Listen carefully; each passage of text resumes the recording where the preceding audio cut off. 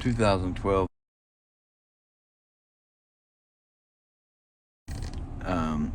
the AC controls did not work. Basically, I guess it's called like logic lock, like it's locked up, confused, kind of like you need to reset a computer, reboot a computer. So nothing worked. It was stuck on high heat and high blower motor.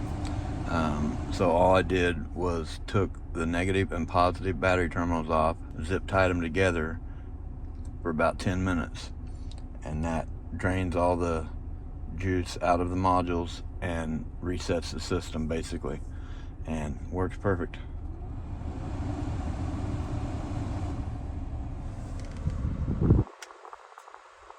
Thanks for watching.